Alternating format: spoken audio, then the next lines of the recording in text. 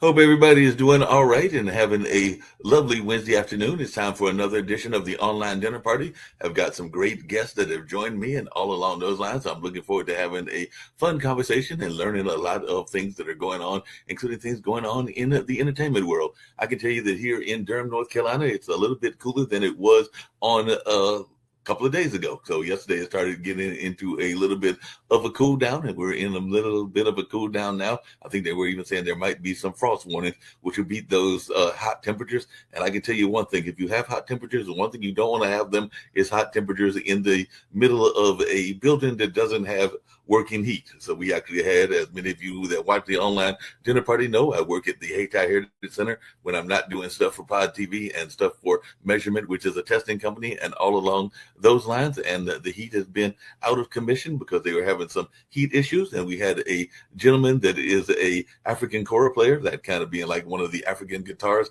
and an accordion player that were doing concerts on Saturday and Sunday. And we had to pull out the fans and all along those lines because it was definitely some hot weather, and it was definitely hot in the building as well. But now it's a cool down space, and hopefully it'll stay cool down because I think our mayor, the mayor of Durham, will be doing a talk on tomorrow. So that'll be taking place tomorrow at the Hayti Heritage Center, and it'll be with a group called Carolina Forward.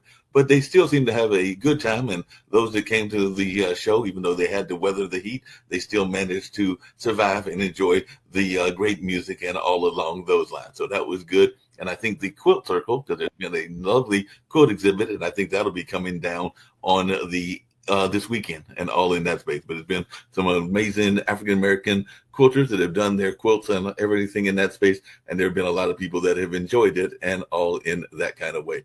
Had some people from Dallas that popped into the center over the weekend. They were actually visiting because Dreamville, a J. Cole sponsored concert that had, like, I think a 4 or 5 year run, has ended that run, even though it will be continuing, but in another name and another inclination. I don't know that Jay will be involved. He's a major hip hop artist in the new version, but they did get a new version that'll come out and everything like that. And then Banjos and Biscuits will be coming out, which will be celebrating country music. And I think that's later on this month, if my memory is serving me correctly, and all along those lines. And some folks were downtown Durham this past weekend enjoying the Full Frame Film Festival. And I understand that one of my Little House on the Prairie gentlemen that will be coming on, the Little House on the Prairie folks, is actually a documentary filmmaker as well. So who knows, maybe he's appeared at Durham at the Full Frame. I'll have to find that out from him when I bring him into the conversation and all along those lines, because it is one of the top film festivals in terms of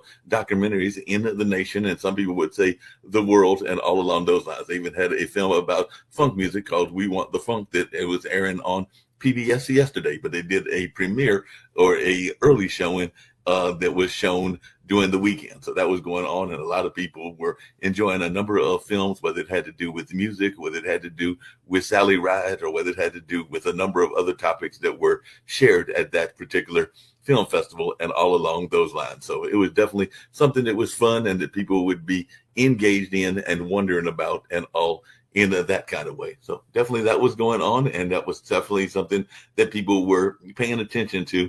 There was also some protests going on, and some folks are upset about urban renewal and the possibility of some further destruction of a historical area. So there were some protests that were going on last weekend that had to do with that. I believe that was the last Thursday, if my memory is serving me correctly, either Thursday or Friday. But I unfortunately did not make it to that particular event at one of our other local churches and all in that kind of way.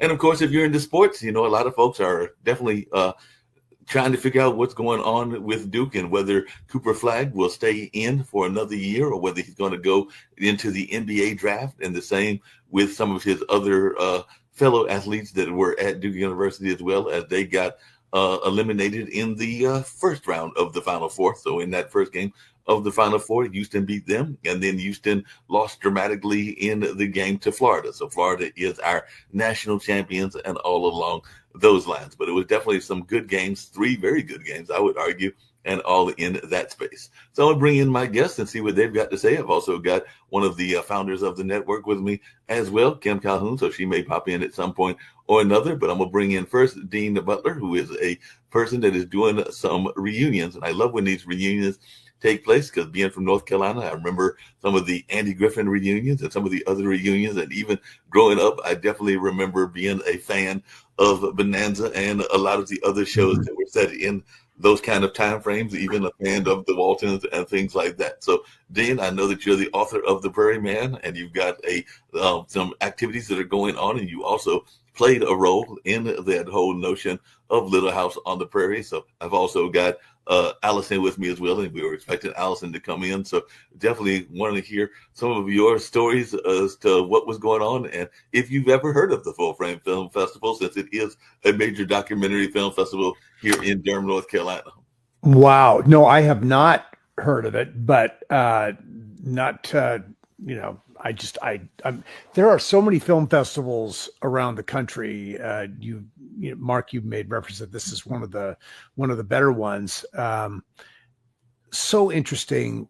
Documentary has come of age in the last 20 years in a way that has people have become so curious about information, and the means of production are so much more available now. The cameras are smaller and less expensive. And obviously with streaming, it opens the door to huge amounts of audience that's maybe more segmented and more purpose or demographically focused. And so you can slot projects into different kinds of demographic opportunities on television or in the streaming world. It's a fantastic time to be a documentary filmmaker. I think, as always with documentary filmmaking, the challenge, with the exception of a handful of producers, is finding the money to make what you like to make. I have friends who do it very efficiently and do it very well, and there are others who are always looking for a little more money to do what they're doing because they have a certain kind of expectation. But it's a great area to work in because you get to discover so many different things that maybe you had, other than the idea, you may not know a ton about something that strikes your fancy. And as you're making a film about it, you become very immersed, and there's something very satisfying about that.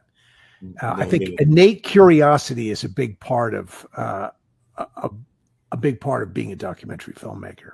No, no doubt about that. That is a big part of being a documentary filmmaker. And I've had the pleasure of being a judge on a couple of film festivals. We're the Cultural Arts Center that I work at, the Heritage Center, has a film festival. And this year, it was more of a truncated version. It wasn't the full version. It was more like a film series versus a film festival. But we did have the pleasure of having Leon, who was in that Madonna Like a Virgin video and was on a number of other great TV shows. Wow. And is in part of City on the Hill as well. So he was one of our featured guests and everything like that. And then I've judged Nevermore, which is kind of like horror and fantasy films at the Carolina Theater and all along those lines. And it's gotten some good ratings as being a top film festival in that particular category. And then even though I come from the straight community, I don't mind judging the festivals of other communities. So there's a festival called Out South, which is more geared toward the LGBTQIA community. And I've actually judged on that festival as well. So I've served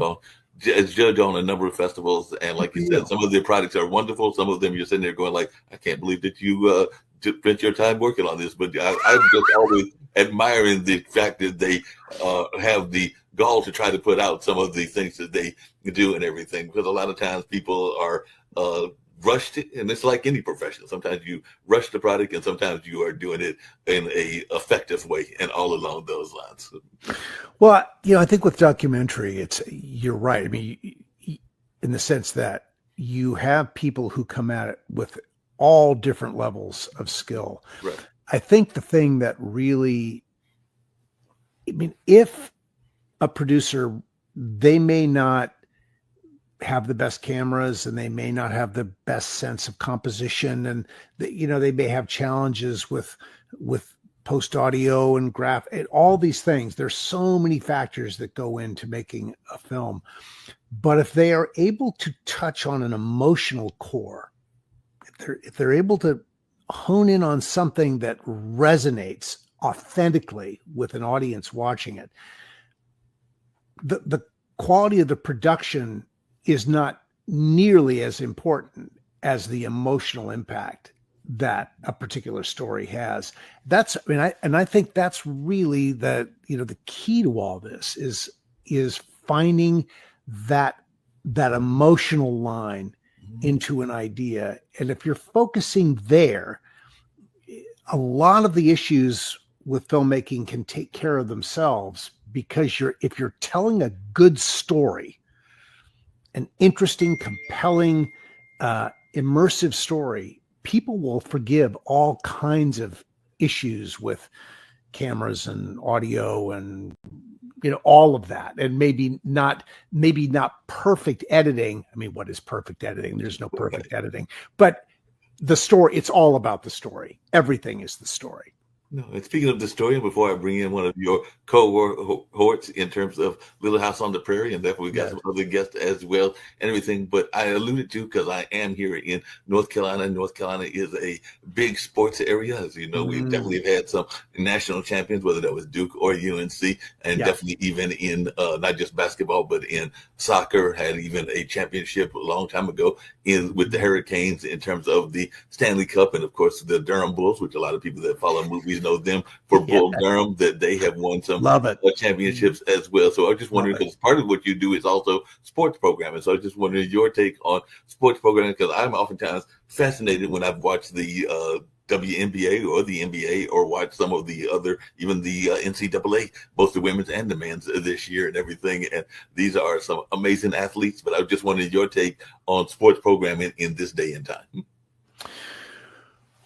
Well, in terms of the men's and the women's game, with particular emphasis on the women's game right now, the growth of acceptance and popularity of the women's, and particularly when we're speaking of women's basketball, the growth of popularity and acceptance of that on both the professional and the collegiate level, and then all levels down from high school and so forth, has just been exponential. And it's a very powerful time for women's sports. What I've always, as I've been a viewer of sports, you always are, for years, you could really see a difference in the athleticism between the male and the female players. I mean, there was, the speed, the strength, just the pure athleticism was so much greater. But what you could always see in the women's game that maybe wasn't as apparent in the men's game is the methodical, the planning of offenses, the playing of defense. You could really see it, because the game was moved at a pace where you could really watch the mechanics of the game taking place. I think what's really amazing now, and look, there's a difference in the athleticism between men and women, to be sure, but the skill set of women at the most elite level playing the game now is really exceptional, and you get to watch some really great basketball.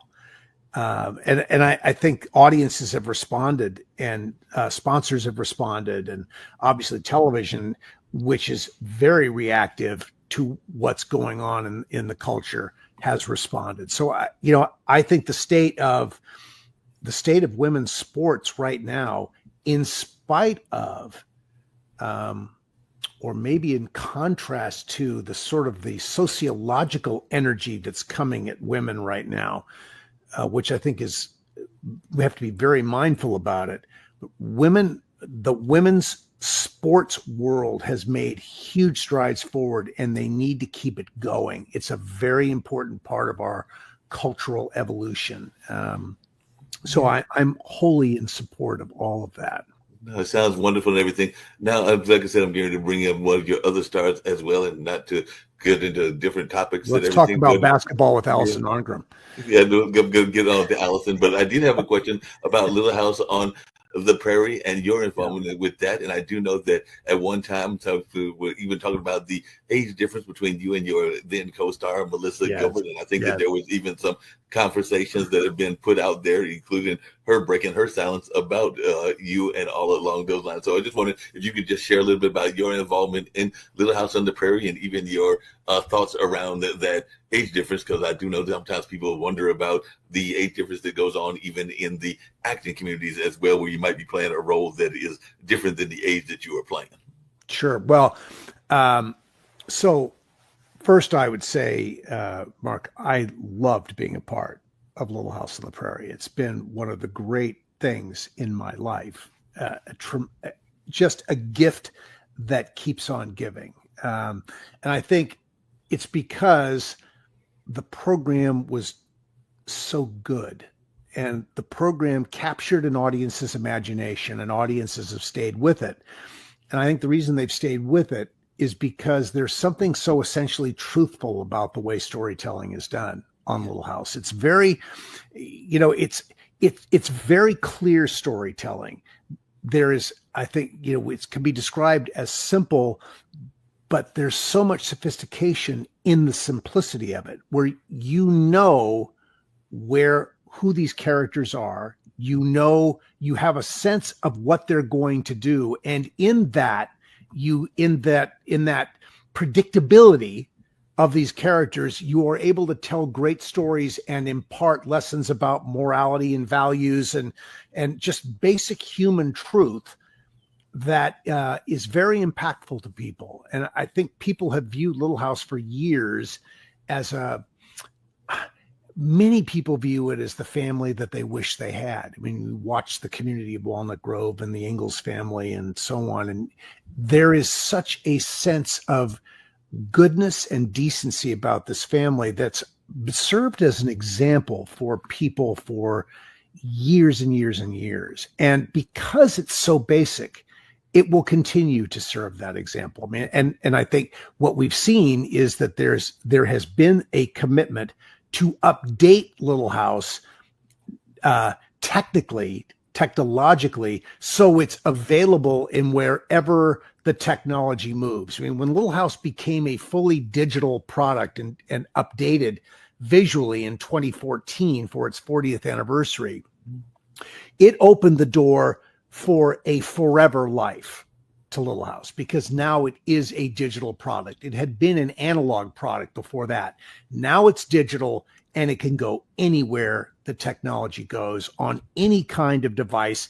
It's just a question of updating the codecs and the file type, but it's digital, and that's going to make it very, very durable moving into the future. As far as the relationship with Melissa Gilbert goes, I think it was probably, we're 8 years apart now. 8 years when you're, I'm 68 now, Mark. At 8 years now, if I were working with Melissa today at the age of 60, be nothing.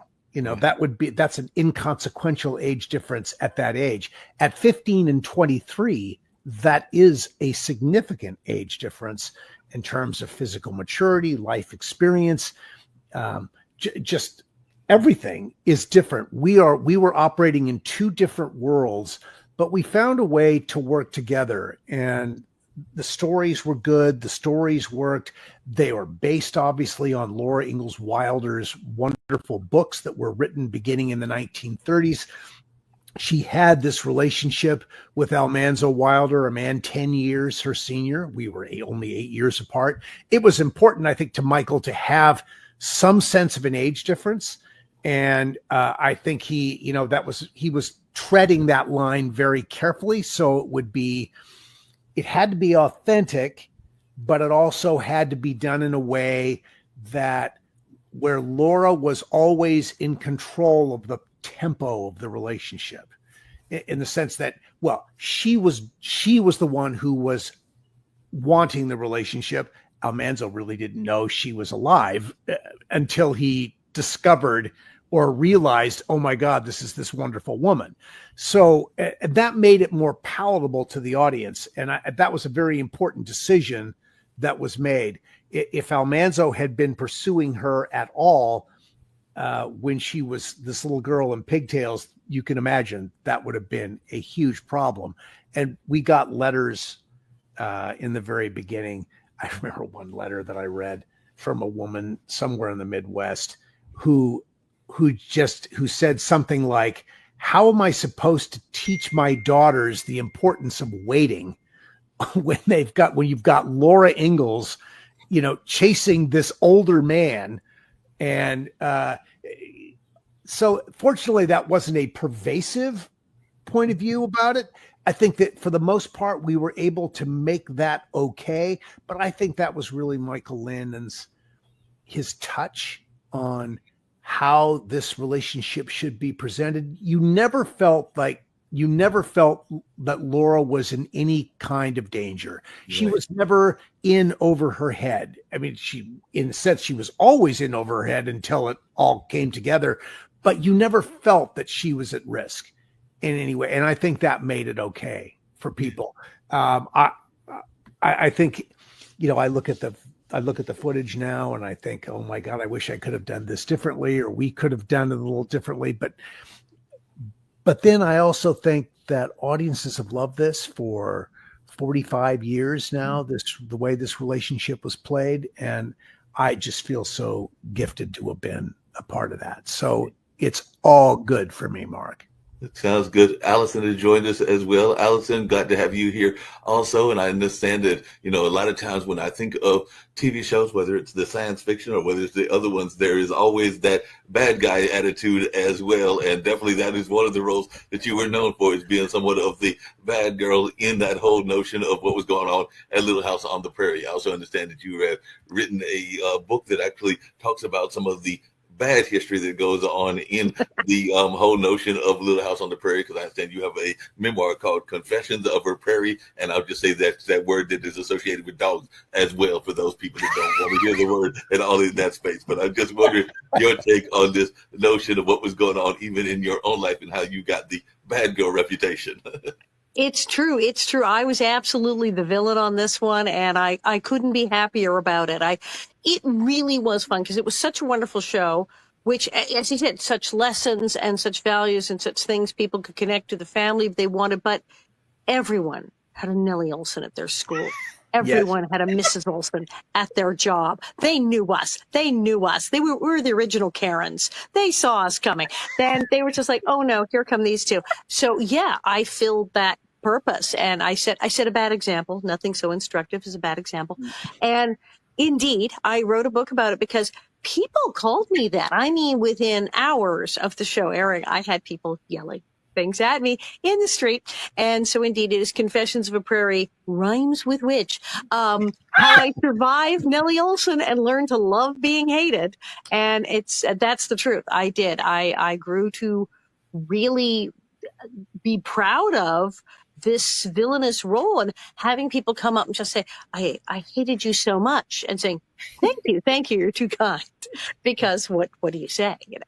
Not much you can say. By the way, I brought on Kimberly Calhoun. Kimberly Calhoun is one of the founders of the network and all along those lines. So I told her that you would be on, and she was all excited of this fact. And all along those lines, she actually sometimes likes to reclaim words, and she sometimes will use that word that you used earlier, the witch word, in order to kind of like reclaim it, because she thinks that it's a misused term. And all along those lines, so she reclaims it and actually claims it in pride, if I can say that, Kim, and everything along those lines. So she uses it with pride and everything like that. But she's one of the founders of the network, and she's one of those people, I don't know how she watched Little House on the Prairie, but her now late husband was her childhood sweetheart and everything. And I'm thinking they probably watched Little House on the Prairie as a family, but I don't know that for a fact. I'm just guessing. Did you watch it? Mark, I just want to say, first off, wow, meeting the people I grew up with on TV, setting the family values, something that you just looked forward to every week. And you know what? You played the villain so good, or not a villain, but you just played that character. Oh, no, she was the villain. Oh, she absolutely was the villain.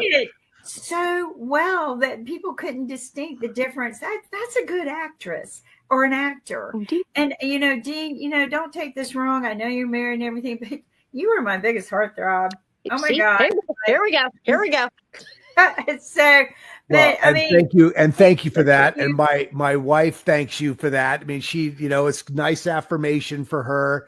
And I Oh, always she's thank beautiful. my parents, because this is all sort of, gene pool type stuff. Yeah. This is, yeah, But you become I who mean, you are it because was of your parents. right, but it was something to look forward to, good family values. But everyone of every age watched it, right? There was Mhm. something in there for everyone, including those who cause little problems all the time. We enjoy that too. And you know what? I am a woman in tech changing history. That's why I reclaim red. Yes. Mm, I mm. have business cards. My title at my company, Loose Gravel Productions, is HBIC because I am the head one in charge. That is, yes, I have it. I put it on my business card. I am See? so proud. So, Yeah, and normally I'm beautiful, intelligent, thoughtful, caring helper, but and I claim that one too. But I'll keep that. but how wonderful to see the people that we grew up with. You had another life, a whole nother life. It Mhm. wasn't just on a tube. You grew and developed families of your own, a life of your own, and you wrote books about it. I mean, you have done more than just what we watched on TV, and I think that's what's so wonderful about listening to this today is Mm. sometimes we forget about that, right? Well, We speaking of I that used and to everything, watch Kim, just your really quickly stuff, and along those same lines, Allison, just one of the things that I know is prevalent, and I hate to bring up the sour points and everything about Hollywood, but I do have friends that work in the industry.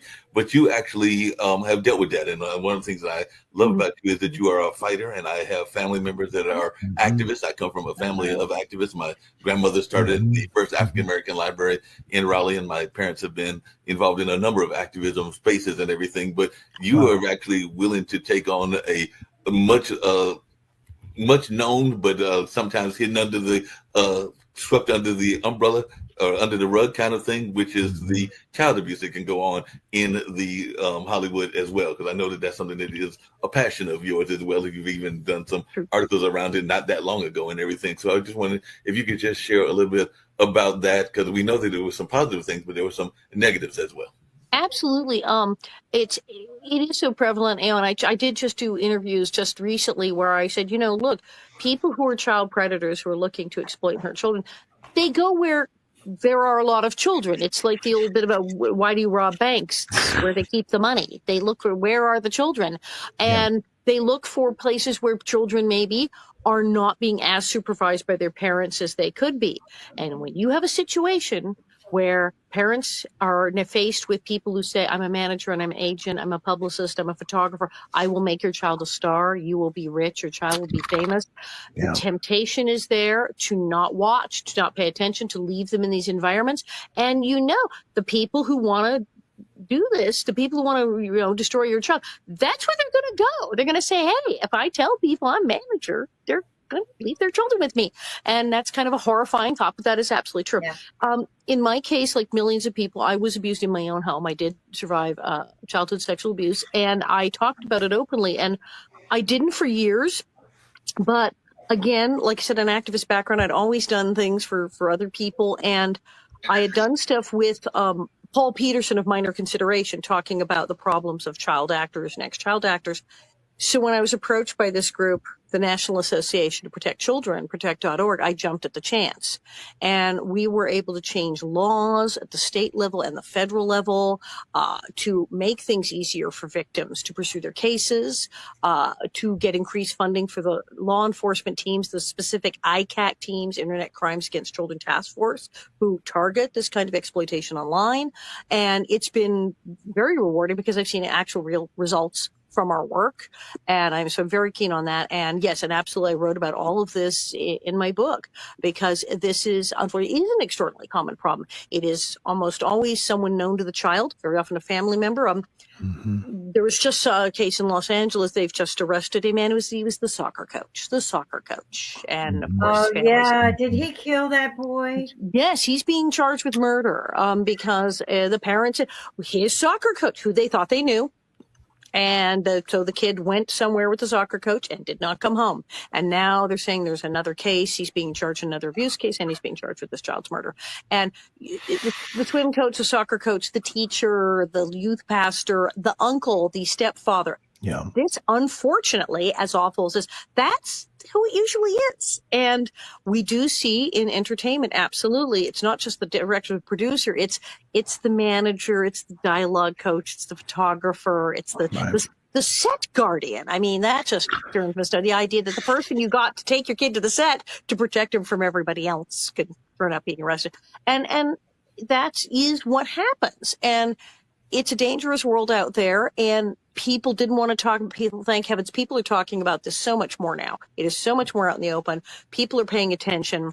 If there's now a program called Looking Ahead at the Screen Actors Guild for child actors, there's places people can call to report this stuff, and people are being more cautious. And I want to say, I talked about this the other day on our set. I always felt if I went to any of our crew and said that man is bothering me, I felt they wouldn't have found the body for several days. It was a very protective and supportive environment. I think you would have had a guardian right there. Steve definitely would have been a guardian and everything. I truly believe that because, following you a little bit through my life and everything, what people do, I think that it's good when you do have that support. And I don't know, I mean, you don't know who I am, but I spent years advocating for domestic violence and inventing a tool for the police department to enforce protective orders. But they also wanted to use it for anti-sex trafficking. And this is what I tell people now, because, I did invent the tool for tracking and alerting. That is one of my patents. But there is no reason. We all track our valuable assets, but there's no reason not to track a child. And I'm just saying this right now because I have a tracker that is put on me every time I leave the country.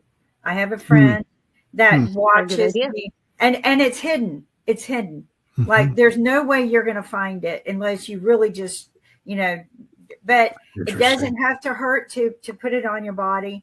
It can be very disguisable, but there is no reason why every child in this country, or I wouldn't have a child today and they not be tagged, period. Yeah, that makes just like the 2-year-old that went missing a few nights ago. And, the temperatures are dropping, but they did fortunately find him. Every helicopter and everybody was out looking for him. But he was 2 years old and he went missing. Wow. But if it were my child would have a tag on them of some kind, and I would track them, no ifs, ands, or buts. But even in that situation, you still let them go with someone that you probably didn't know. And you're thinking your child, 13 years old, is old enough. But, before I bring up some of the other guests at the dinner party, and that's, I just wanted to I would love to some other dinner party guests that I want to bring up. But I do have a question for Allison, just really quickly and everything, because a lot of people, I remember even back during the soap opera days, they loved Laura and Luke getting married. But as I recall, you guys did on the show as well, and I think it might have even been before Laura and Luke, and definitely apparently you had no qualms about puckering up or kissing on the screen, and often I understand it to the dismay of Melissa Gilbert. So apparently she wasn't all that big a fan of your maybe she wasn't a fan of your getting it before. It's true. I mean, first of all, I want to say, we used to joke about people say, I'm going to put LoJack on you if I do. And now I think maybe this is what we need to be doing. But indeed, when I got on the show, I got married to the pig farmer when I was 15, the son of the pig farmer. And then I'm the wonderful Percival. And it's true. When Steve Tracy, who played Percival, and we thought that it was great fun and high hilarity to just when we had a kissing, because just smooch as outrageously as possible. And Melissa, who was younger than I was and a bit more staid, was like, and as we know, for her, here she was very young. She really had a big dating history as a young girl. And here she is, marrying Almanzo. And the idea, she was like, wow, I got to kiss this guy on camera. It's going to be really difficult. Me, I'm a little older, and Steve and I got along really, really well. And I always said I kind of went into show business because they told me they would let me kiss people. And so it sounded like a good idea to me. And so, of course, we're kissing. And she would go, ew, stop that. And I'm like, oh, you mean like this? And then we'd like kiss more, like me, and just to drive her crazy. Absolutely. So y'all would try to drive her crazy, and apparently it works and everything. If you could play, and this is for both you and Dean, and then I'm gonna bring in Bob Rod, who I think is a humorist as well, if I remember correctly, and everything. If you could play anybody else on the whole show, who would you have played? So what other people would you have played? Who would I have played if I could be Wow. anyone else? I mean, Oh, I joke. your mother. But yeah, right. Well, I say now I'm old enough to be Mrs. Olsen. I love that. Yeah. If it was totally, I had my choice. I was like any age. I could just like, pick what age I was when it started. Who would it be? Oh man, I would have loved to, but Miss Beadle rocked. I would have been Miss Beadle. Yeah, That was a she was lovely great. part. Yes. Who'd Oh, you she rather was be, wonderful. Dean? Who'd you want to be? Would there have been any other role that you would have liked, maybe not even in Little House on the Prairie, that you felt like, because you were older, was there somewhere else you would have rather have been? Oh, I don't think there's any place I would have rather been. You know, and I've said for years that I think that, I mean, it's very, the number of actors out there relative to the total pool of actors who can pick the parts they want to play is very small. Generally, the parts pick the actors, and you know, casting directors, producers, directors watch enough tape, or they in our day that enough actors came into the room, and eventually they would see the person that they wanted, and they would say yes. And you know, look, I always say, you know, Tom Cruise can play any part Tom Cruise wants to play. Tom Hanks can play any part he wants to play. That is not the case for most actors. The part chooses you. I feel so grateful that this particular part chose me, not only because of what the show represents, but the longevity of it has just been incredible. So I have no part envy with with anybody else out there. I don't. And Allison, I guess, Allison, the same for you. And I just text my phone number. Please call me. I would love to connect with you. Thank you. On this. I will do. I joke about it, but it is kind of true. When I was a little girl, the person who was reading for all the same parts that I was reading for, if I read for a movie or another show, was always Jodie Foster, because we're very close in age. And all of us child actresses at the time, is Jodie Foster, is she reading for this? Oh, can we just go home? Can we just all go home? Because Jodie Foster's going to get it. And then you couldn't even be mad at her because she'd get it and she'd be so good. She would completely rock, and you just go, well, I guess she got it. And then what are you going to do? It's Jodie Foster. So I did envy some Jodie Foster parts, but I really scored. I have to say, yeah, getting Nellie Olson, of all the things I could have been cast as in all the shows on Earth. And yeah, I wouldn't want to have been anywhere else. And you know, you did it so well. And I still thought you were just absolutely beautiful. She did a great job and everything. But we've seen a lot of remakes and everything like that. So I just wondered, has there been any talk of any sort of Little House on the Prairie remake? And what do you think of some of the remakes? Because I am a fan of Matlock, the new version of Matlock that stars Kathy Bates. And everything. I've also been a fan of the newer version of Equalizer that stars Queen Latifah and even Elizabeth and everything like that. So I just wondered your take on some of the remakes, and some of the remakes even having a different twist on them, because the Matlock is not the same Matlock as we remember from the Andy Griffith. Well, there's a new Little House coming, and it's not a remake, reboot. It's a whole other thing. Again, they're going back to the source material. They're going back to the books. They're going it's almost a prequel. They're going all the way back to the books and Laura's life then, and it's going to have very historic themes, very book themes. I think the book people love, but again, absolutely, it is Netflix, and there is going to be a new Little House on the Prairie, and we're all watching this with bated breath to see how it comes out. You're getting some comments on one of my other threads. I'm feeding you into one of my other places, and one of my buddies just texts that my 2-year-old a 2-year-old right now loves watching Little House on the Prairie. I mean, it's a timeless, evergreen show if there ever was one. So, How important do you, well, because one of the things that Kim knows is that, and I mentioned the cultural arts centers I work at, I'm also a historian, and a lot of times we talk about the Black Wall Street, which is one of the things that it was part of and everything along those lines. But we talk about just history in general, including Mr. Duke, the founder of Duke University, having a big stained glass in a converted church because it is a historical building. But I was just wondering, how much do you think Little House on the Prairie captures the historical elements of what was going on at that time? So how much do you think it captures? Because when I think of the Waltons was a Depression era, and it definitely captured that Depression era and everything along those lines. So how historical do you think, factually, do you think the Little House on the Prairie tried to be? Well, I think the series, look, I think we did a very decent job of capturing a feeling more than of the period. And of course, Laura's books were set in the 1860s, 70s. I think that we captured the feeling of the books very, very nicely. The show did not dwell on the actual history a great deal. It had a very loose relationship with actual history. It was more about creating an environment, an atmosphere. And I think with the horses and the wagons, and certainly the women's wardrobe was, I think, quite authentic. Allison can speak to that more than I can. Men's hair, not so much. I mean, Michael with his long hair, no beards other than Mr. Edwards, and Merlin Olsen, of course, wore a beard. That would have been a standard thing for all men at that time. It wasn't Michael's deal to have a beard. You want to cover that face. But I think we captured a feeling of being in another time and place really, really well. And it was a place that no one who was watching had ever been. And it was this sort of wonderful environment.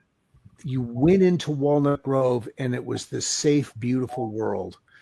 I don't know that the world of the 1850s, 60s, and 70s was a particularly safe place. I think it was probably a pretty rough place time to live in. We focused on, the show used the time period framed in that time period. It was a vehicle to tell stories about being a human being, about being a good human and being someone who maybe didn't make great choices. And I always point to Allison when I say that. He points at me. Yeah. But it's that. Yeah. It's an environment. Yeah. Go ahead. We had some episodes that were there. I mean, obviously there's episodes and our fans tease us mercilessly about like, oh, Laura had a peanut butter sandwich. That's nice. That's like not invented for 20 years. And, certain things that would pop up and not quite. But then we would do things that were marvelously historically accurate. We had things, the Civil War soldier returning and having PTSD and being addicted to morphine. Yes, it was sort of a parable for the guys who were coming home from Vietnam at that time the show was on and having problems with heroin. But that was a problem. Yes, people from coming back from the Civil War had PTSD and had drug problems, and this was the thing. And so they would do things. The episode when Percival's parents come to visit and the whole thing, and people said, would that have happened? Yes, actually, there were things when young Jewish men left the East Coast and went out on the prairie. They absolutely did all the things Percival did.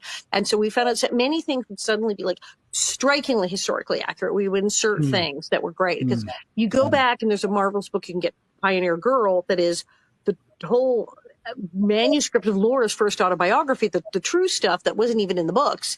And there were things from there. I mean, when Laura's little brother, the Ingalls, had a little boy who died very, very young as a baby. And that's not in the books. That happened in Laura's life and was actually so upsetting for her and her family. She didn't put it in the books. We put it in the show.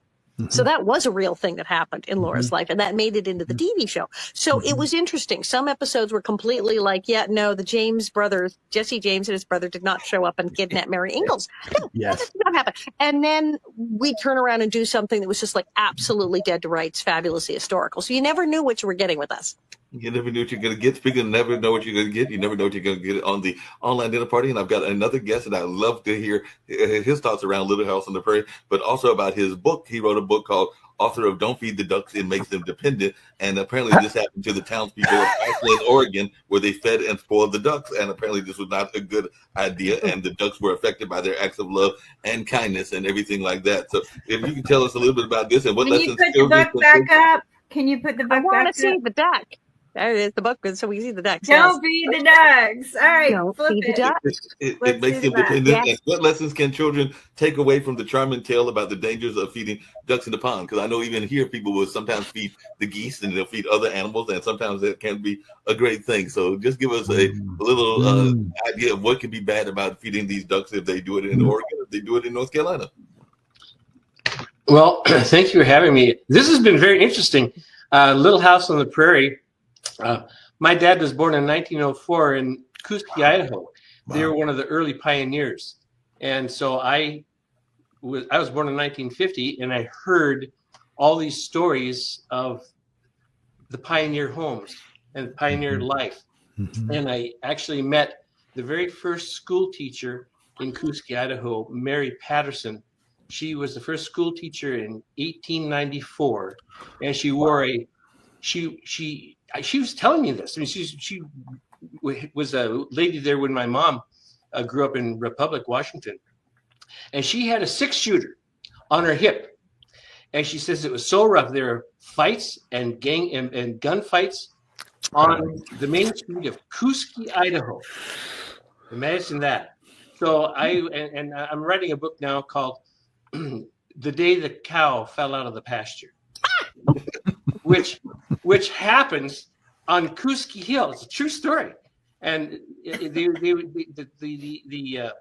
fences would be so steep, they'd be out perpendicular, and the cows would stumble and get caught. If they got caught, they could get them out. If they didn't, they'd roll down and then fall on the Clearwater River banks. And near the it's a true story, near the monument of Jesse Spotted Eagle, which is a Nez Perce Indian chief. Very colorful stuff. I've been there. They took us there. I'm loving this. Wow. Anyway, so I did write this book, and it's about a true story in Ashland, Oregon. I don't know if you know where Ashland is. It's near the Sure, near the California border. Yeah, Absolutely. yeah. And I used to live there, and I live just 20 miles north of there now. Wow. And I'd take my kids there, and it was beautiful. It's just a beautiful park nestled at the foot of the Siskiyou mountain range there, and it was run by the Parks and Recreation of the federal government. And it was beautiful. It's one of the most beautiful parks you'll ever see anywhere. It's just gorgeous. And this lovely pond.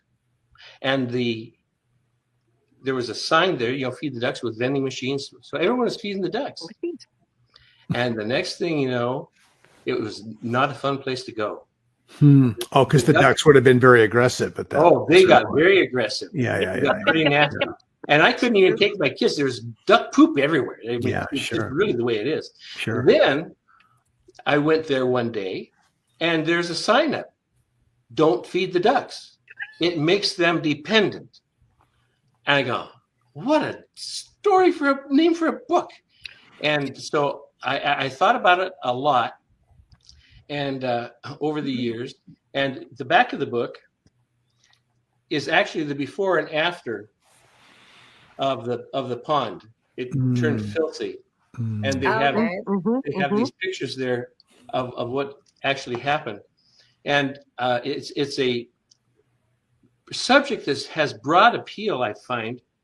I went to Florida a few years ago, about 5 or 6 years ago actually, and I was thinking about this book, but the business was I had to take an Uber, and I started talking to the Uber driver. And I thought I'd just maybe, talk about the book a little bit. And I said, "Where are you from?" I asked 2 questions. "Where are you from?" And he says, "Venezuela." Then I said, "Are you here legally?" He says, "Yes." I said, "Venezuela is an oil-rich country. Why are you here?" He says, "I'm here because I want to work." I said, "But there's jobs there?" He says, No. He says, they're not, you can't get a job. I said, "Why?" He says, "Because they're feeding the ducks." And I go, and he caught on right away. I started laughing, and I said, "Are you serious?" He says, "Yes." He says, they've robbed us of our dignity. I want to work." I thought, that's really interesting. So I thought about it more, and I have grandchildren. We have 22 grandchildren and 5 great grandchildren, and 2 more coming, and so we're a large family. And I've always been a preacher teacher with the kids. I believe a mind is a wonderful thing to have, and you have to form it. My parents taught you have to form the mind of the children, and so that's what I did here. It starts out, my 3 youngest grandchildren, Ember, Gracie, and Sky, loved ducks. And it goes on from there. But Sounds like a great book and everything. I got another author as well. Bill Williams is a humorist and everything, and he actually became a humorist doing his various jobs, and he can tell us about these different jobs that he had and everything like that. But he's got 20 years of internet humor and other interesting things. So share with us, Bill, what you got going on and this 20 years journey that you've had in these various jobs, because you've had various jobs and people probably were watching Little House on the Prairie as well. So just share with us some of your thoughts as a humorist. Well, my thought when the show first started, I thought I was right at home because I was a documentary film producer, won a whole bunch of awards for that, and was on the actually board of directors of CINE, the Council of International Non-Theatrical Events, for a while. Wow. But I decided to get out of that and became a financial advisor in the Midwest. Okay, so I was managing a bunch of sales folks throughout the Midwest when the emails and the internet first started. And they all had email, but nobody ever paid any attention to it. Right. So I started sending out a thought for the day, Monday through Friday, to get them to read their emails. And it worked. They shared them with their clients. The client said, hey, could we get on the list too? No postage. Why not? So today, 30 years later, I'm still sending out a thought for the day to people all over the country I've never heard from, people in Europe, people in Asia, people in Australia. And with all these 30 years of stuff, I took it to a publisher and said, this would make a great book. And they said, no, this would make a great series of books. So the first book in probably 12 volumes came out January 1st.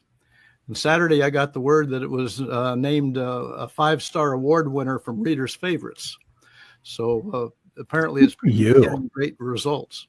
Can I get on that email list? You bet you can. Right?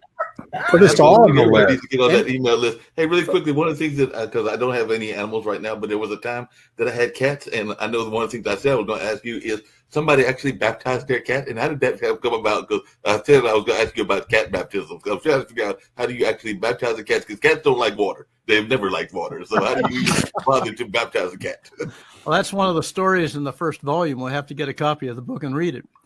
But no, it's basically a little 5-year-old was, had a number of cats, and his mother heard the cats outside and said, Timmy, what are you doing? And he says, well, I'm, teaching these cats about the Bible.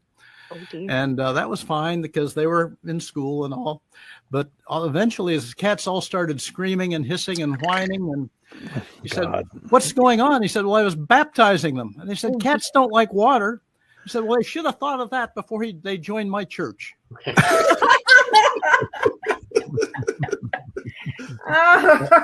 that. That's a good line.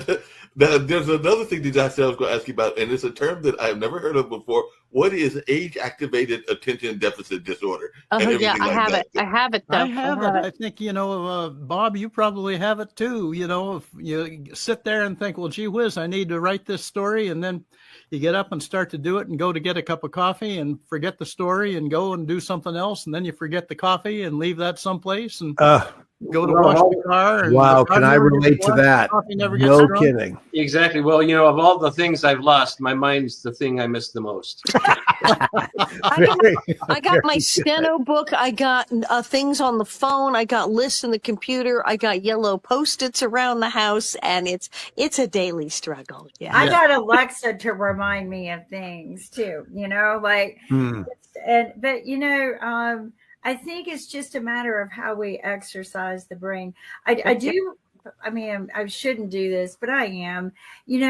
Sometimes we're put into meeting people we didn't plan on meeting. And I just want to tell all of you guys, this has been beautiful.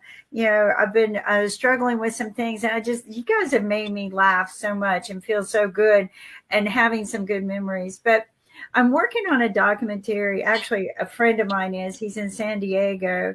It's an absolutely beautiful story. And maybe you guys could help guide him, because he came to me for some help. He's one of the best photographers and filmographers I've worked with in my career. Like, everything he captures is beautiful.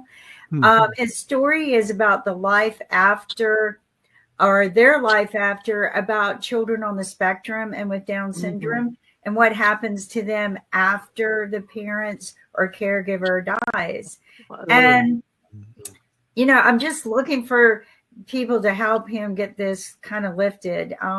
So maybe I can contact you guys. Everybody contact him, we'll get them going and everything. I did have another question for Bill, and I've got my last guest, Dice, who is a performer out of California, if I remember correctly, and everything. But Bill, my question for you is that we've got these amazing actresses that were in Little House on the Prairie, but you told me his real name, but you had a famous roommate. So if you will share a little bit about that story, and then maybe, because I think that Kim is a fan of that famous musician and everything along those lines. But tell me how you were a college roommate with this famous roommate, and then maybe people will guess his name. Because when you said the name first, I'm going like, that's not the name I know. I know by another name and everything like that. But I understand that you had a major roommate that was a musical legend.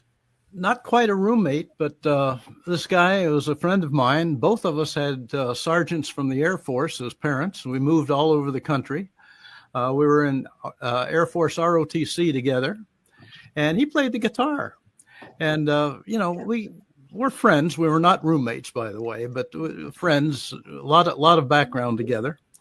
And one day we were sitting in the Union, and he said, "No, I think I'm going to drop out of school, and I'm going to go out to the West Coast and see if I can't make my living as a guitar player." I said, "What plans do you have?" He said, the Chad Mitchell Trio is looking for a replacement, and I think I'll give that a shot." And I said, "Johnny, stick around, get your degree, and then go out and shoot for it." No, he did. He split out there, went out and changed his name from John Dutchendorf to John Denver. Wow. Yes. That worked out. Yep. Yeah. I played so much of his music on my guitar. It was unbelievable. Nice, wonderful singer and performer. Beautiful.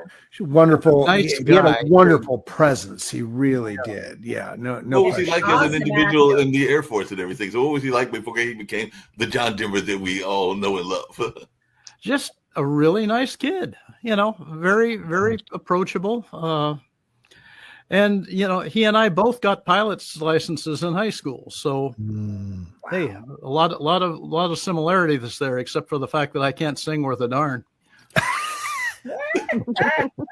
Can't sing worth a darn. Hey, Dice, share a little bit about your background as well. I got you on. Also, I know you've got a hip hop background, but you've also probably, even as a youngster, were watching Little House on the Prairie also. So what was your take on some of this conversation that was in the background, and share a little bit about what you've got going on musically? As far as Little House on the Prairie, I watched it, but my father was a big Western person, like big. He's from Fort Arthur, Texas, so he watched a lot of that. Little Prairie, I remember exactly how it started. Everything, you know what I'm saying? That was like my father's quiet time. Like, you couldn't speak, you were fed, all that. Nice. You know what I'm saying? Like, Westerns is his thing. So my take, and from what I heard, I didn't even know that all that was in the show. Like, when I see Westerns, I just think he's watching a Western. So I thought Little Prairie was always a Western. Little House on the Prairie, I thought it was a Western. So when I seen it, I used to watch it with him. And then, like a lot of the shows he watched, I didn't take into, but Little House on the Prairie was one. And I found myself probably like for like 2-3 weeks before I started like going to work and stuff like that. Cause I just moved up there, because I'm actually in Maryland now. I live in Maryland now. So when I moved up here with him, that's what he was watching. Like, he didn't break no routine. You couldn't break the TV routine. So you got into things, like, I just knew that was one. But I didn't know all that, because I got into it probably like later when he was watching. He was watching like reruns. So like, I don't know exactly what I was watching, but it was, I enjoyed, like, people ask me, I'd be like, yeah, I watched it, Hey, Dean and Allison, just really quickly, along those same lines, I'd love to hear your thoughts around this because I can relate to what Dice is saying because my grandfather, when he was living, he was big into wrestling, the WWF and all of that. And you were not going to interrupt him during that wrestling time. There was no way that you were going to interrupt him with the grandkids, which I would have been the oldest or any of the grandkids came and wanted to interrupt. That was not happening. You weren't going to interrupt wrestling. You weren't going to interrupt certain other kinds of things that were big on his watch list as well. So I was just wondering your take on that, because I'm thinking that as a veteran actor and an actress, that you probably have heard people tell you that they remember stories of their parents not allowing them to even think about having dinner during the time that Little House on the Prairie was on and everything like that. So I just wondered how much of a family tradition was it? Yeah, we do. One of the things we hear so much from our fans is, I watch the show with my mom or my dad or my grandmother, and they'll say my grandmother's passed away, but my memory of my grandmother is sitting watching Little House on the Prairie together. Yeah. And so it's like a family bonding thing. And then I've also met young men who say, oh, I didn't want to watch it, but I had 5 sisters and they made me watch it. There was no choice. So yes, it was who had control of the remote. That meant that's who you wound up watching Little House on the Prairie because of that. Yeah, these were the days, these were the days before everyone had a device in their hands. Today you can sit in a room with 5 people and we could all be watching something different on our devices. One of the things that was really important to Michael Landon with Little House is he really believed it was important for people to sit and talk to each other. Mm-hmm. That was a huge motivator for him.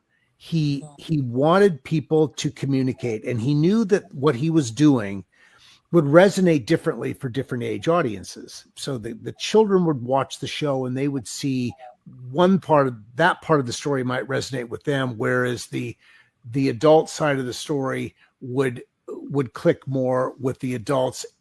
And he loved that those two groups or the multiple groups sitting together would talk about it afterwards, about what they got from the story. And I think this kind of intergenerational communication is so important for young people and for older people. And I think that is a challenge that we have today, because it's very easy for us to drop into our own little zones of communication and just hear what we want to hear, as opposed to hearing what other people have to say. And I think that could be a challenge for us culturally. Little House was very much about bringing people together, and I think it continues to do that, which is really nice. How much do you think Little House, as well as one of Michael Landon's other famous shows, really played a role in something that I sometimes think is missing, and I will bring it up and everything? Because one of the other things that Michael Landon was known for was a movie or TV show by the name of Highway to Heaven, all along those lines. And I have definitely seen during the pandemic, a lot of people tried to have alignment in terms of their physical, their mental, their, I would argue, spiritual, because I don't consider myself overly religious, and their emotional. So I was just wondering, to everybody here on the panel and everything on this particular online dinner party, how important do you think it is for us to have those kind of emotional, those kind of alignments in our lives and everything like that? And do you think that we are doing a good job of trying to maintain those alignments? Well, they're absolutely vital. These things are incredibly important. They have a balance, because the reality is that like the mind, they wonder where the mind reduces the brain reduces the physics, the chemistry, but there's something greater than the brain. The mind is from I'll use the word spirit. The spirit, we're derivative. We come from them, from the spirit world. We are flesh, but we have to be in balance. And I've talked to I am a Christian. I've talked to a lot of agnostics. I used to be one. And I was very much an atheist at one point also. And even in those times, there were a lot of things I couldn't explain. I couldn't understand this. I couldn't understand that. Where did this come from? And then I discovered along the way that there has to be a balance. My wife has some issues with the body and the brain for her gut. Interestingly, it starts in the brain. It affects Your brain is affected by your gut and vice versa. And so these things, not only physically need to be in balance, but then spiritually we need to be in balance too. We can't deny, well, we're far more, we're greater than just what we see. Well, I've got the thought that right now, when I turn the TV on, I see people yelling and screaming, and you're wrong and you're right, and everybody's upset. And that's what got me to the idea that people really need to laugh more. Okay. Yeah, boy, no Which kidding. is the whole idea of me sending out a thought for the day, so that when people get up in the morning, the first thing they can do is turn on their computer, whatever device they've got, and see something worthwhile. It may take 10 seconds. It may take a minute to read, but it starts your day off. It's like the robin finding the first worm out there. I mean, here's something worthwhile. When I was in the 7th grade, I memorized Henry Wadsworth Longfellow's poem Psalm of Life. And one of the stanzas is, the last one is, "Let us then be up and doing, with a heart for any fate, still achieving, still pursuing, learn to labor and to wait." And so that's kind of my life motto, because I picked myself up, and we've all been knocked down. We all have bad days, but I always managed to pick myself up and think the positive stuff. My brother one time, he was having a terrible time. I said, "You need to get in the front of the roller coaster, hands up, going down, screaming all the way." Oh, And say, God. "Yes, that's exactly right. Just It there you is. are. It's true. Head down." That's how you have to approach life. And it's really interesting. On the political spectrum, he's left. He's a communist. I have 2 communist brothers, and I'm right. And but we all love each other, because there's not just a blood tie, but the human tie. And so we need to be loved and to be accepted is to be human. And Makes a lot of sense. it's just simply the way it is. And Hey, Sounded Clay. an awful lot like Little House on the Prairie to me. Yeah, It's Yes. It's that love, but it's balance. Years ago, there was a marvelous movie, Koyaanisqatsi, which I believe was supposed to be a Native American word for life out of balance. And it was a film. It seemed to be random, but then you realize they weren't very random film clips, and it also meant, and it got faster and faster. Many times people watching it said, "I feel physically disturbed watching this movie," and they said it was life out of balance. That there has to be a balance. The physical, the spiritual, the mental, there has to be a balance. And then when there isn't, things start to go wrong. And you just know that things are not, your work, home life isn't in balance. Things have to be balanced. And if they're not, you will notice. And I remember being fascinated by the film Koyaanisqatsi about life being completely out of balance. And I think that, and of course, yes, we go back to our own show, the way they found balance, the way the Ingalls family turned to each other, where people turned to each other in the community when there was a problem and there was a disagreement, and how they worked it out and how they found balance. And I think that's what we're need of. Yeah. Yeah. Just really quickly, I have a question for Dice, but before I get to that, I did have a question about Little House on the Prairie, because one of the things that I was always fascinated by is I love those shows, but sometimes I wondered about the portrayal of the different groups. And you mentioned that the movie you were talking about was a Native American movie, and I don't remember that many Native American characters, and I definitely don't remember that many African American characters. I think Beverly Hills Billies had maybe like 2 or 3 episodes and everything. So how many often was there representation of the minority voice in Little House on the Prairie? Well, I mean, to start with, I mean, we had the craftsman about the Jewish coffin maker. We had Native Americans continuously represented because, of course, they were on the prairie and the Osage Indians, et cetera, et cetera. So that was a running theme. And then we had Hester Sue, played by the amazing Ketty Lester, a series regular. And we wound up having the blind school. And this was one of those crazy, historically accurate things that you didn't think would be. When Mary goes blind and then she marries the beautiful Adam, who was kind of made it for the show, but, you know, but a fabulous blind school with all these children. And then they go to meet this woman who has another group of blind children from her school, and they merge the blind schools. And it's Hester Sue, a black woman, and a group of black blind children in the 1800s. And I remember people asking at the time, going, now, that's a lovely story and makes for a great story arc and many, many episodes. Were there really blind schools where they had African American and white children together? Yes, they did. In the 1800s, that was one of the few places where children went to school together of different races, was blind schools.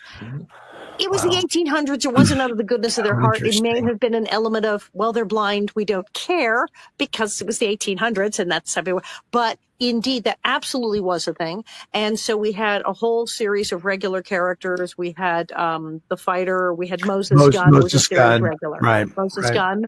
Right. We had everybody on. There's the episode Injun Kid about the boy who is half white, half American Indian.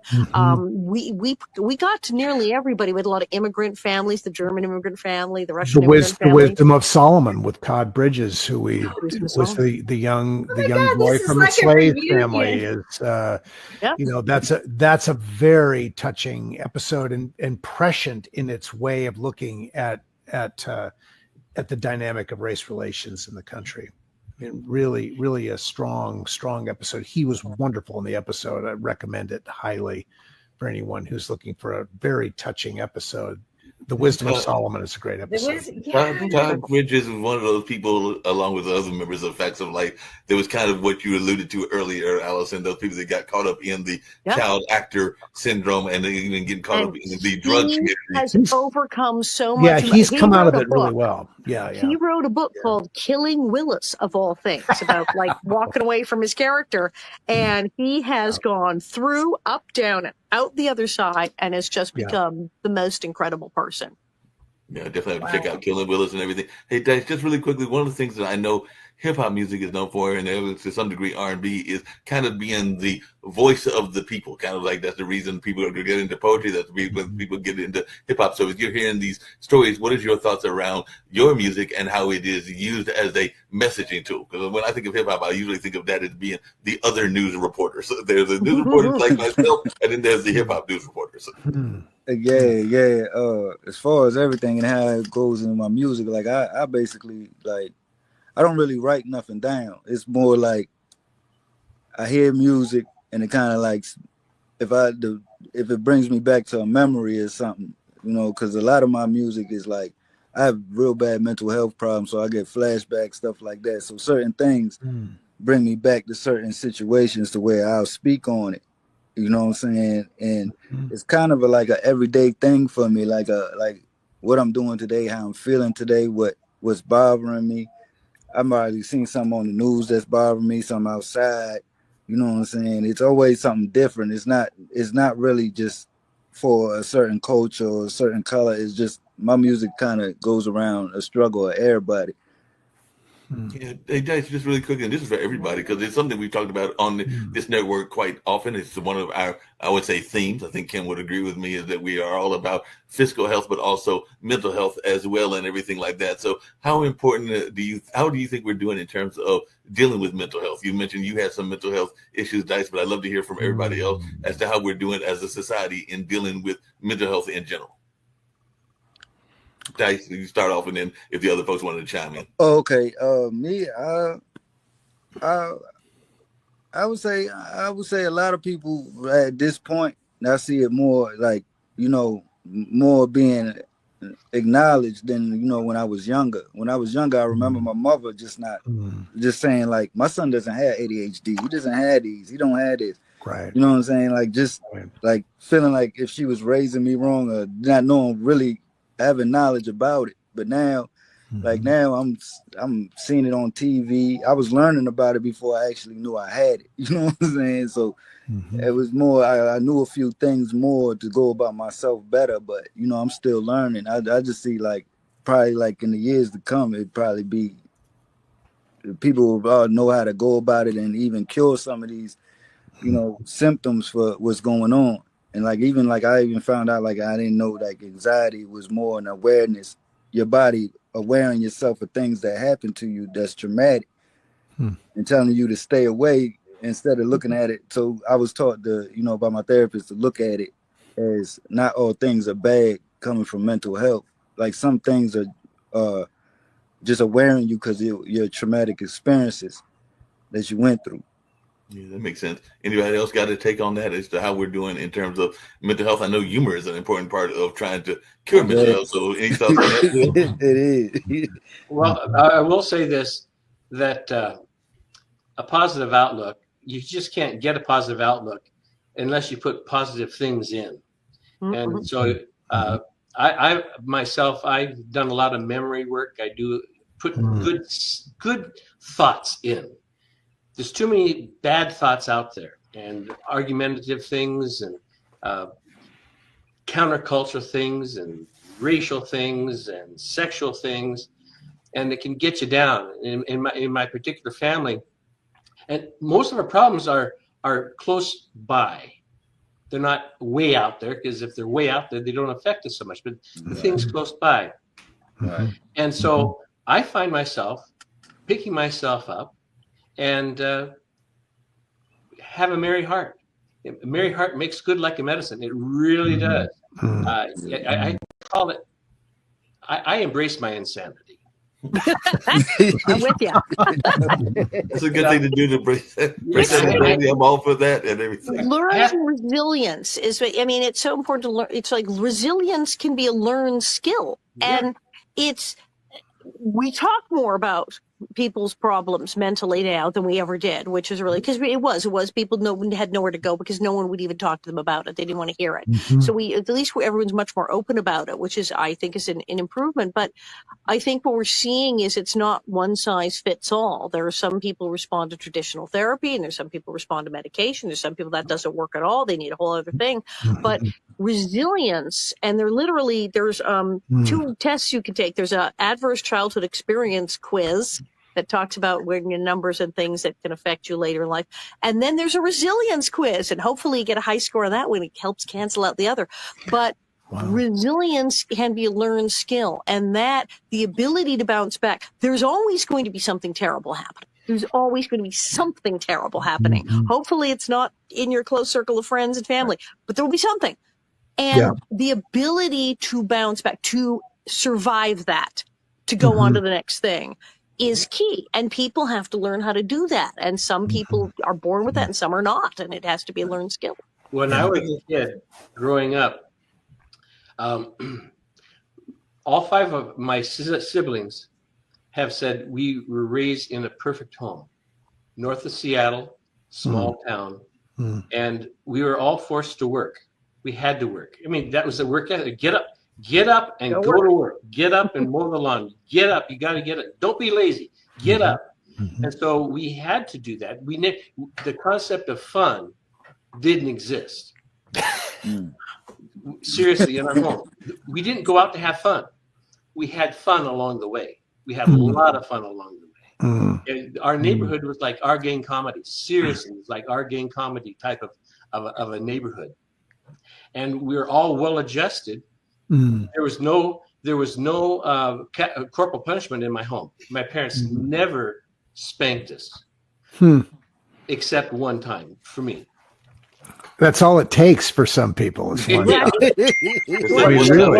My mom spanked me, and it was wrong of her to do that. So I used this word on her that she wouldn't know, but the neighbor told me this word, and she doesn't know anything about this stuff. So she was, after spanking me, she was trudging off. She was broad beamed and heading off, and I was in the yard screaming, and I said, "You old whore!" Yes. And she turned around and says, "What did you say?" And she was on me that fast, and she had a switch. And she was hitting me, and she only hit me on the butt. I thought she was going to hit my head. But the first thing I thought of after that, corporal punishment worked. There's a place for it. You mentioned the switch, and I've got stories of how many of people here, because we're all from different parts of the United States and Canada, because I know that, Dean, you're up there in Canada and everything along those lines. But how many people got that switch and then had to go get another switch because the switch was too small? Because I do remember that from my grandmother. You would go get the switch and she'd come back and she'd be like, "No, I'm going to go get my switch." It was very Little House on the Prairie. Like, no, I missed that one. Like, I was a city girl. Well, the point being, there's balance. There has to be balance. I only spanked my kids once. We had all our kids only spanked all of them only one time because it was so severe. Yeah, they never tread there again. Just like what I learned. There's a place where corporal punishment is, but you don't want to go there. We gave a Father's Day card to my father one time. It says, "Here's to the father who never raised a hand to his children." Opened it up, it says, "Except in self-defense." Self-defense, I can understand that. I've only been in one true fight in my life, and that was actually when I was in grade school and everything. And to this day, I'm not sure who won the fight because I believe in the kind of like y'all talking about the power of prayer and the power of luck and everything. Because I remember getting hit by this friend, and actually we are still acquaintances to this day and everything. And I just remember being in total tears. So my eyes were totally covered by tears. So I didn't see anything, but I remember getting called to the principal's office and me wiping my eyes, all in tears, or wiping my eyes. And then I looked at the gentleman's name was Curly. I looked at Curly and I'm going like, "I'm crying. How come you have a black eye?" So somehow my hand found his eye, but I don't know how my hand found his eye because he had a black eye, but the hand somehow managed to find his eye. I had no scars on me other than the emotional scars and everything, but somehow I managed to find my fist found his eye some kind of way. Maybe he walked into it. I don't know what happened, but somehow it managed to happen in that sense. And you were talking about those animals and that neighborhood. My parents lived in rural North Carolina when I was a teenager and a young kid and everything, and we had a goat. I want to tell you the goat's name was Billy, but that doesn't sound right. It might have been Kizzy and everything, but that goat became the neighborhood goat. So they became the goat that people would come and try to wrestle the goat and everything like that. So it became like the neighborhood treat and everything. It's kind of like the Little House on the Prairie episode. Folks would come in to wrestle the goat. There you go. I can remember getting spanked one time in my life, and I certainly was spanked more than once, but one time where it really made an impression, and it was for good cause. It was something that needed to be corrected, and I think it had a profound effect on the way that I stepped into the world after that. And I don't regret in any way the lesson that I learned from that spanking. So I think it's the discipline for young people is really all about who is providing the discipline and on what basis are they providing it. And boy, it has to be done so carefully in order to make the right impression. So it's not one size fits all. Yeah. Well, I will say there's one size fits all, and that's when I got a real taste for Ivory soap. My mom and dad would wash our mouth out with soap.